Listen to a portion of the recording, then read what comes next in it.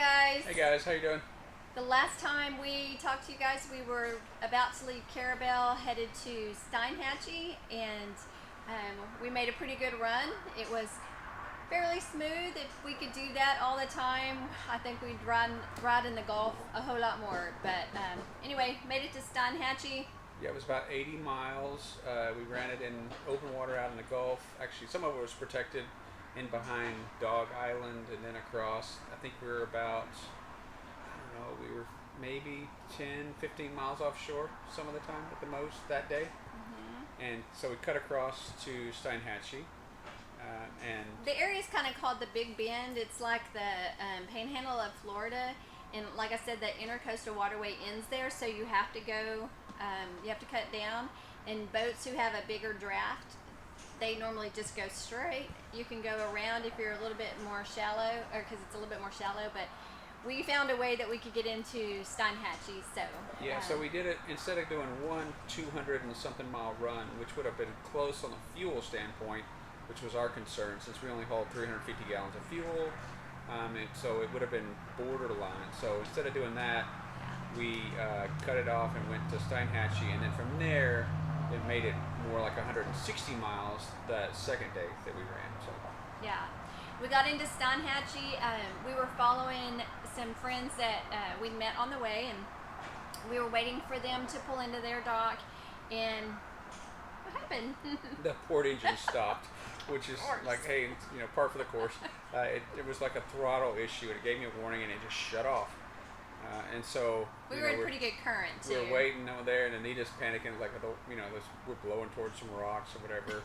I get the starboard engine running, whatever, and so I was just, okay, we'll just have to park it with one engine. So after they got docked, I called the little guy we were talking back and forth on the radio and said, hey, only running on one engine, we're going to need a little help here. So we did it with the starboard engine and the thrusters, and Anita and him, threw lines back and forth, and we were able to get it docked without too much issue. Now John did a great job.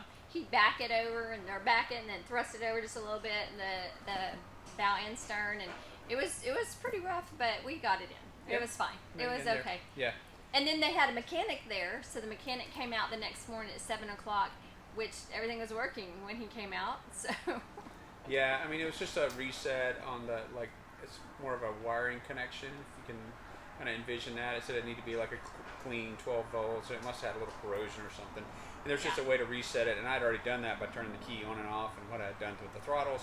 And he just so happens that's how you reset this particular fault, and it ran fine. But we were like, okay, we're going to run for 26 miles offshore, and we're going to go 160 miles. Is that okay? He said, yeah, you should be fine. So we were like, okay, that's what we needed to hear, so before we could leave. And so instead of leaving at 7 that morning, we ended up leaving closer to 9.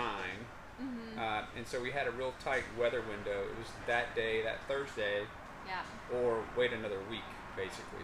Yeah, because there was some wind coming from the west, and the waves were going to get pretty rough. So it was our window, the opportunity to get over or be not stuck in Steinhatchee, because Steinhatchee was a cute little town, but not be able to come on to Bradenton like we were wanting to.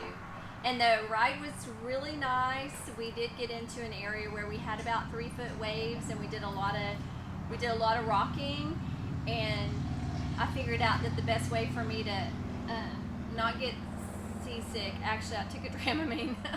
But the other thing was I started doing embroidery, and so I was just focused on that and not focused on the rolling. I wasn't worried about any kind of wine bottles rolling around this time. Even John, after like an hour or two of that, was like, okay, I'm done with this. But just the way the waves were and the direction we were going, we were just doing a lot of that. It's called yawing. It's called yawing, actually, which is that side-to-side movement, which is not a whole lot of fun. Yeah, it was not fun. But we did see, so we got to an area, it was pretty calm, and we got to see a lot of dolphin. The water got really pretty. John saw a shark. So yeah, it was really nice. So maybe the last 40 or 50 miles, and since we were running 22 miles an hour that day, we did it in about 7.5 hours, I think it was. So, but the last 40 miles was pretty flat and nice. It was actually a beautiful ride, and we made it in. It really got nicer as we got closer here to Bradenton.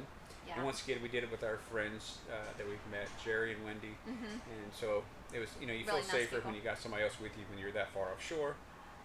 Yeah. But anyway, we made it no problem, and we're in the Bradenton Twin Dolphins Marina, and it's a very nice place, and we decided to stay here for a little while. We did. We've been watching.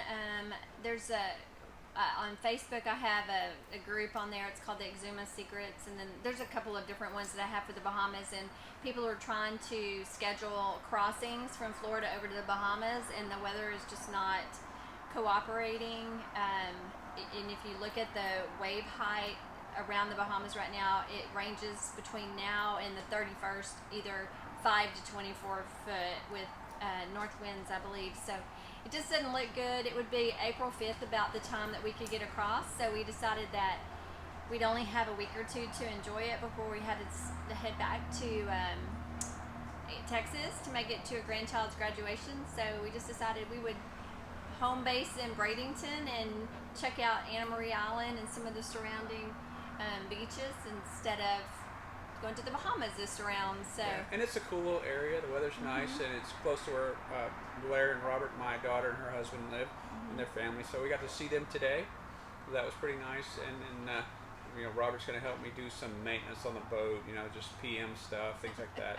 So it's always something, right? Oh yeah, and we got here yesterday, and the air conditioner in the V-berth, the compressor went out, so that's not working. And then the refrigerator's kind of on the glitch. It's not as cool as it has been, so we're constantly checking the temperature because we have a freezer full of meat. So Yeah, it's always something. it's right? always something. But anyway, so we have time while we're here to get a lot of those things, Yeah. like the autopilot fix. We got a guy coming to look at that this week as well. So, Yeah. and we can get our captain's license paperwork turned in. We get everything finished, yes. So anyway, just some relaxing time and just do whatever we want to do for the next few days. So, all right. All right. That's Talk to where you guys we are. later. Bye.